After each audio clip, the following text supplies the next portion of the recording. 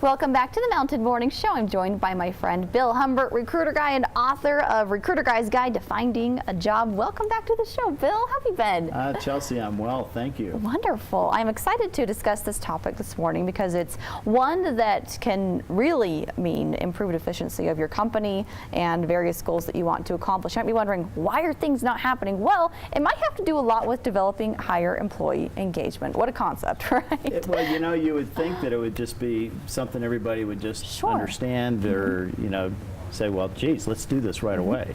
Very good. So this morning we're going to be talking about how employee engagement just doesn't happen. You actually have to have a concerted effort by executives to ensure that you're making the goals to work with those employees, to make sure that they're arriving at those goals.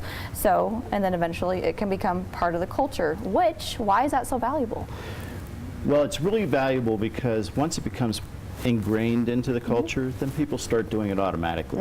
You don't have to talk about it. It's there, and people become engaged in projects that they're working on, and they get engaged in the improvement of the company, and they understand the value of that engagement, but it's part of their passion too. Right, very good. So to begin with, let's talk about the process that you need to follow to get higher employee engagement, because like we said, it just doesn't happen at times. There is a process to this. There is, yes, exactly.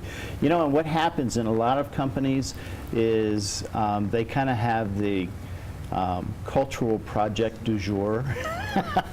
And so they announce this brand new thing that they're going to do, and the employees who have been around for a while, they go, that's the last 6 minutes or maybe 6 months, and they'll go, we'll wait it out, and it'll change, and then they'll announce the next one. So it's really important that you do not announce it, you just start doing it. And it needs to be done at the highest levels in the company, and you know, you've heard lead by example. And so it's really important to lead by example. If you don't, what happens? The people down below say, we're not going to do this. So you don't even announce it at all. You start by leading by example. Well, I've noticed in personal experience and listening to friends or family in various professional situations where they are given something to do, but if their management is doing the complete opposite, yet they're expected to do and execute things in a certain way, how can they expect to do that if it's not even being or exemplified through those who are over them? You know, last month we talked about workplace bullying and the different aspects of workplace bullying. And if the executives don't fix that at their level first and start to push the new way of engaging each other first and then down into their organization, it's not going to happen. All right. Well, next step, the most important step, is that you kind of need to determine what type of employee engagement you have currently, and if it's all around, if it's across the board or in certain pockets. How do we go about doing this? You know, that's an action that's part of continuous process improvement. So a lot of companies are already used to doing that. So you look and you examine what the current state is. What groups do we see engagement? What groups do we not see engagement? And where you're not seeing that engagement, why not? What's going on in that group? Where you are seeing engagement, same thing. Why is it happening there? Very good.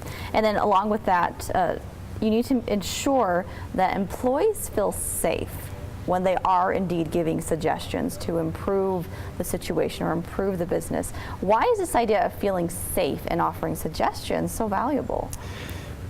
Well, it's really important, Chelsea, because you know, we talked about the most insidious form of workplace bullying being either passive aggressive, or the key words you hear, I feel like I was stabbed in the back.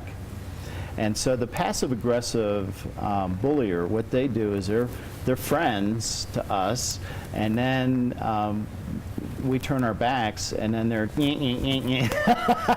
stabbing us in the back. And you know, after a while, you lose engagement because they're going, geez, what's the purpose? If I do this, they'll just go ahead and destroy my idea or belittle me anyway. So I need to feel safe in order to feel confident that I should make these suggestions. And then next up, oftentimes managers, there's a sense that they may not appreciate the efforts that employees are making to accomplish goals, or the idea as an employee that you're not receiving that thanks that you sense you should be getting. And employers coming back and thinking that, oh, it's their job. They don't really deserve that thanks when they're doing something that they maybe should have been doing anyway. What's wrong with that? It's a basic misunderstanding of motivation. You know, how am I motivated? I'm motivated by recognition and thanks. And it doesn't matter if I get a commission or I don't get a commission. And even, I once worked for a recruiting firm where I got a contingent fee. And this man was a master, because what he would do is he would have contests, and he would send a note home to my wife Linda and say, hey, if Bill wins this contest, you get to have dinner at the restaurant you like in downtown Baltimore. He's good. He was good. He's good. He was good, but then he would give recognition too in our monthly meetings. Okay, Bill was the one, and he won the dinner, and hey, Linda, I got the dinner. And so. Or extra pressure from her. Bill, you better do this. Oh yeah, absolutely. That was, you know, I got home at night. Did you make your 25 calls? You know, and, nope. Get on the phone.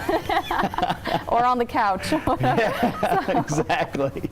That's great. So it's really important to give people recognition and thanks, even if it's their job, because if they're doing a good job, give that to them, and then they're going to be more excited about working for you.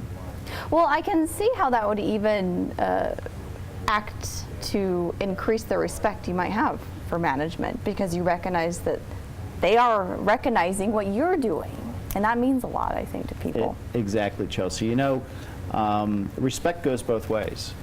And so by thanking a person, you're showing respect to them. Right. Because just as you said, you're recognizing what they've done and that it's important for the company. And so once they feel that recognition and that respect, then they're going to turn around and they're also going to give it to you. Very good.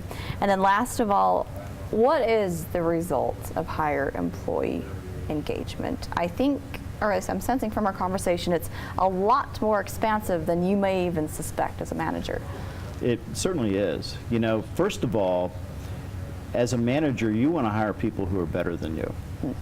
That's a basic concept.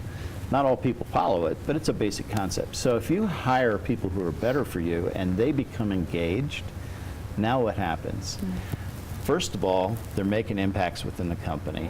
Secondly, their managers should be recognizing that that person's group is making extra impacts in the company, and then that's going to promote them. In addition to that, the company will have higher profits, and that goes right to the bottom line. Very good. Well, anything else to add this morning, Bill? Couple things, Chelsea. One, Park City Career Network starts again today, and we meet from 9 until 10:30 a.m. There's no cost. And remind us what this is about, so if you haven't been before. Right. This is for people who are looking for work. Most of them are going to be professionals, and dress is business casual. It's free. All of us are volunteers. It's at Temple Har Shalom down across from St. Mary's on 224. And we've had 97 people since August 2009 find jobs that have come through our group. And those are the ones we know about. There's probably been others. Most recently was a person who's an executive and got a salary way into the 6 figures. So it's exciting for us to see those kinds of results, and I know it's more exciting for them. I'm sure they're very excited about that. Well, where can we find out more from you and get in touch with you? www.recruiterguy.com. Excellent. Well, Bill, thank you. Nice to have you here this morning, and thank you for the tips and overview that you've given us this morning on higher employee engagement. You can't say enough, I think, about how important that is. So important. So yeah. Thank you very much. Bill Humbert, Chelsea. Recruiter Guy, and after we get back from this commercial break, we have a furry little friend joining us.